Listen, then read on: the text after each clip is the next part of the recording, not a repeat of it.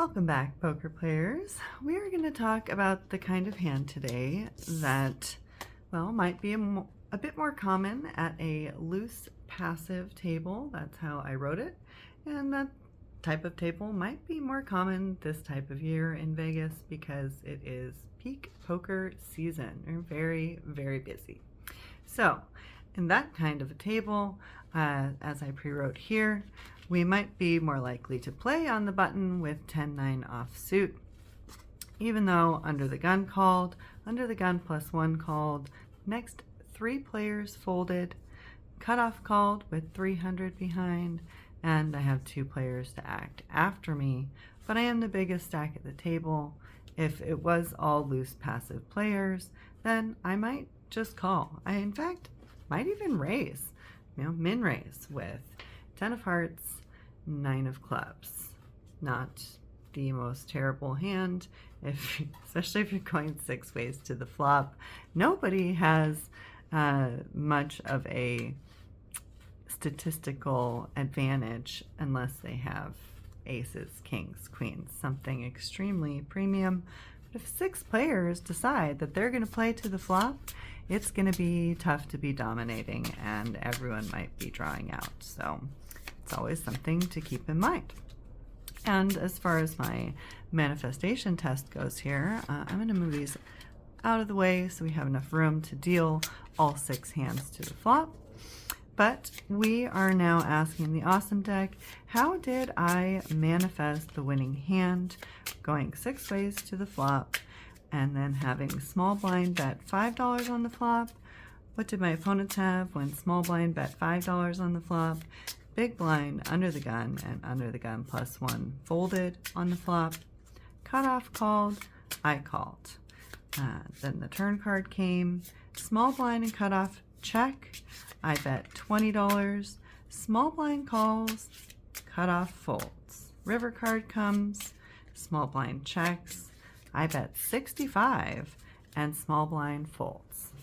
What did my opponents decide to play to the flop, turn, and river, and how did I win this hand? Let's try this manifestation test once again, and then we will analyze from a mathematical and a fortune-telling perspective and see what we can see. Shall we? Sorry, not sorry about that rhyme. All right, my ring keeps turning. I guess it wants to be shown. All right, so we have under the gun +1, cutoff, small blind, and big blind over here. Under the gun +1, cutoff, small blind, big blind. And we are going to burn a card and turn the flop, tact, little things, and deceit. That's 2 of spades, 2 of hearts, 3 of clubs. We are going to burn another, turn the turn, ace of spades, the end and a new beginning. Oops. Burn and turn, ace of hearts. My oh my, I drew nothing other than what is on the board as far as a good hand would go. So I would have been totally bluffing if I won this hand in this scenario. And let's see what the awesome deck gave us for under the gun. 6 of spades, king of spades, rationalizing, and judgment. Well, they did have a higher kicker, but it's possible I could have rationalized them out of the hand. And under the gun +1, we have 4 of effort and capability with that cute little turtle. And the queen of intuition. Again, someone has a higher kicker than me. They, however, did not draw the straight they would have been going for, or the flush they would have been going for. I suppose in theory I could also bluff them out of this hand. So cutoff has 9 of hearts, good luck, and 5 of diamonds, imbalance. Yeah, easy to bluff this person out of the hand. Why they're in with 9-5 offsuit is quite questionable, but does happen. And Queen 10 suited, probably the best hand so far pre-flop, but also did not catch a pair or anything spectacular. Again, higher kicker than I have, but perhaps a gullible player could be bluffed out. And we have 9-7 suited. I'm sorry, hold one second. This is one of my cards I still need to fix. The 9 of diamonds should look like this. It is Revelation, turnabout is fair play, and 7 of diamonds, Betrayal. Again, no pair, no nothing, only a rather silly player would be playing that. So, well, if I bluffed everyone out, then I guess I could have won this hand. And so to me, from a fortune-telling perspective, it makes sense because it would be somewhat unexpected good news that I would be able to bluff everyone out, and I would be making progress. Practice makes perfect at bluffing everyone out of this hand.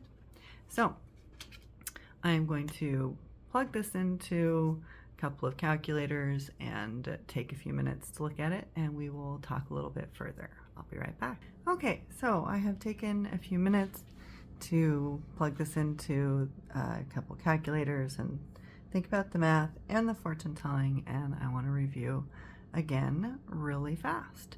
So I think it's very important to keep in mind that I wrote we were playing at a table of loose passive players who might play basically any 2 cards.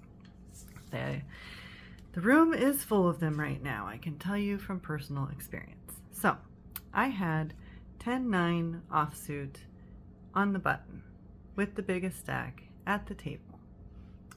According to GTO, I maybe with everybody should have raised at least a little something, but statistically speaking, I did have one of the worst hands pre-flop.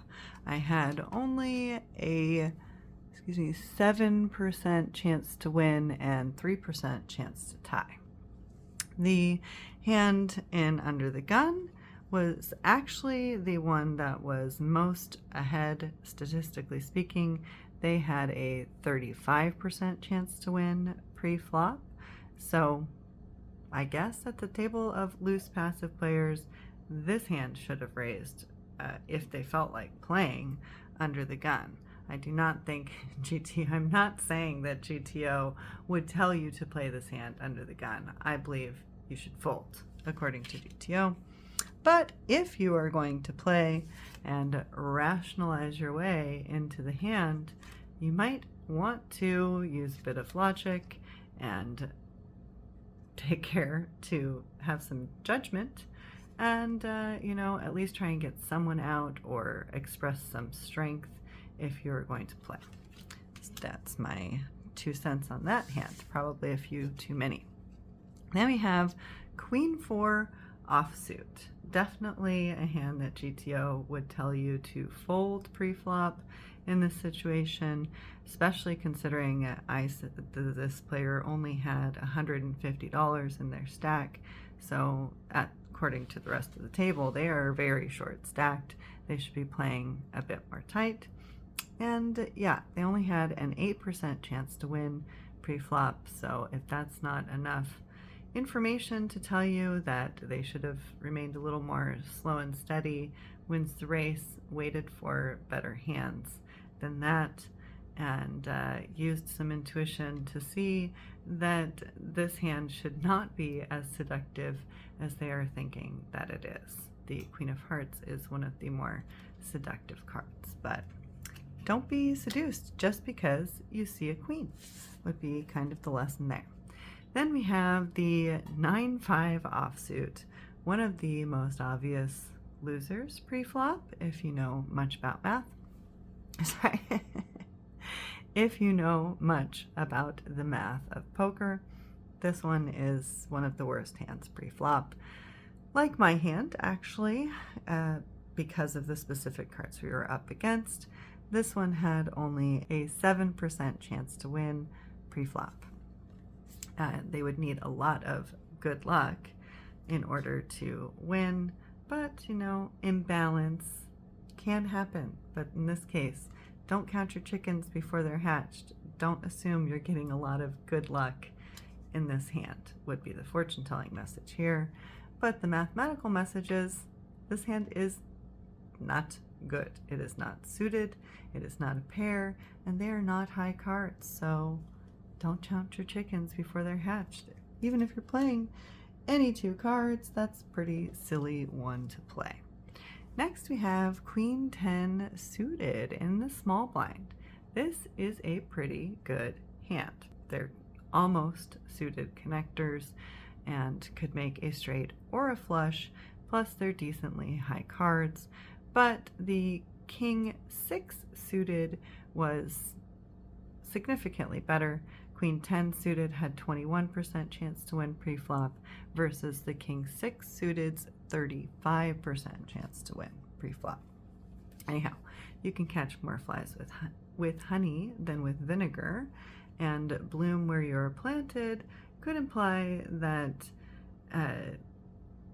you might want to assert yourself a little more in order to take on the exciting challenge of trying to get someone to fold the hand, which can be very hard to do at a loose passive table.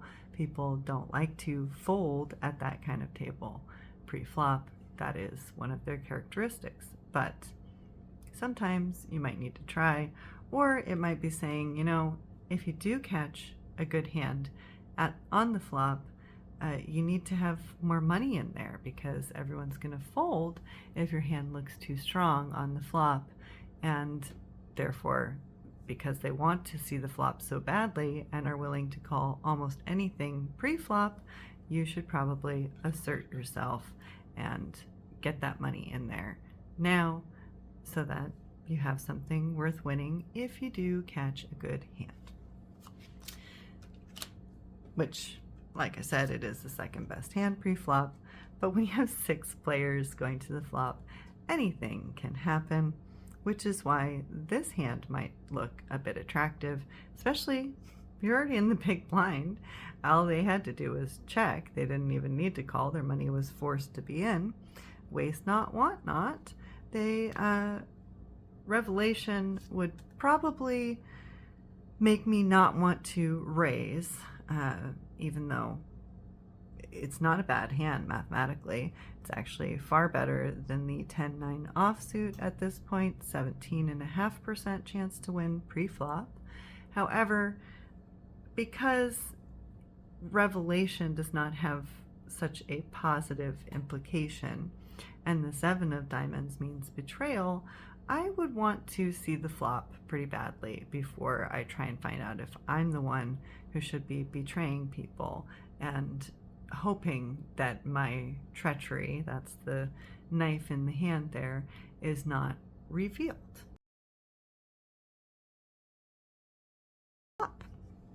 And we get 2 of spades, tact, pause, take a little break, maybe think very carefully before you act. 2 of hearts, all that glitters is not gold. That, with my 2 cards, would make me think that I don't have a very glittery hand, but it might do just fine if I use the right tactful maneuvers. And we get the 3 of clubs, deceit, which might add to that and tell me that I will be able to deceive my opponents if I use the right tactful maneuvers. So the fact that small blind bet $5 on the flop with absolutely nothing. They asserted themselves, which is an exciting challenge to see if they can get people to fold. And they got the big blind, 9-7, who got nothing, folded, and the under the gun, King 6, actually still had the best, mathematically speaking, on my description that I pre-wrote, folded. And the queen 4, which also did not flop a pair or anything. Sure, some new players might think, ooh, I could get a runner straight, but the odds of that are very low. And they did have a 9% chance to win after the flop. So yeah, it makes mathematical sense and fortune telling sense that they also folded. And so I called, and the 9-5 called. I mean, I have nothing. It's just as silly that I would call, except we'll go into that in a minute. This one is even sillier. This would be the person thinking that they are going to get the runner straight simply because they have a 5. They have 2, 3, 5. So if they get ace 4 or 6, 4, then they get a straight. Well, don't count your chickens before they're hatched. Don't assume that you're going to have amazingly good luck and be willing to pay that price by calling the $5 bet on the flop. But that's what this hand does. Many inexperienced players might do that just because they're playing any 2 cards, but it is an extremely silly maneuver to make. However, still in the hand, according to what I wrote. We have the queen 10 betting $5. I call with 10-9 offsuit, nothing, and 9-5 offsuit also calls. Now the reason I said I might call with nothing with these 2 cards is a fortune telling reason, because I'm trying to kind of build implied equity. I'm calling their bet, pretending that I'm not scared. I believe I will make progress and that there will be unexpected good news, that either I'm going to catch a pair, surprise will come when I least expect it, or I will change the tact, they will change their tact, and I will take over and be the one leading the hand and making the bets and getting them to both fold, which is how I wrote the hand.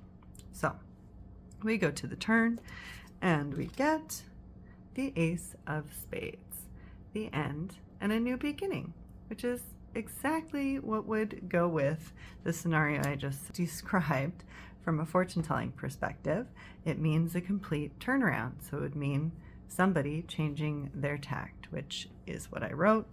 The small blind now checks, the cutoff checks, and I bet 20 because I see the ace of spades. I see that I'm supposed to change my tact now. In this case, I thought it might be best to deceive them by slow playing as if I have an ace or a pocket pair or something that would actually be ahead of the queen 10 suited right now. So in this scenario, I bet 20 because of the ace. The 9-5 finally decides to fold their hand and give up on getting good luck, even though they actually made progress in the way they should have been desiring if they thought they were calling on the flop in a wise way, because they are 1 card closer to the straight, but they still don't have a pair. So we go to the river and we get refuge. Where your treasure is, there your heart will be also. It's also called the home card. That's why the home is in the background.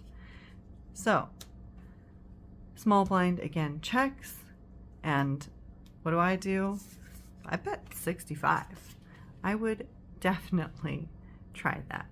I would definitely look for the unexpected news of making progress, because I hope, and I'm joking as I say pray, that I'm up against someone silly enough to have been in the hand also with nothing. Both of us essentially were hoping to draw a pair to beat out the other or bluff out the other. Neither of us has anything really worth playing with.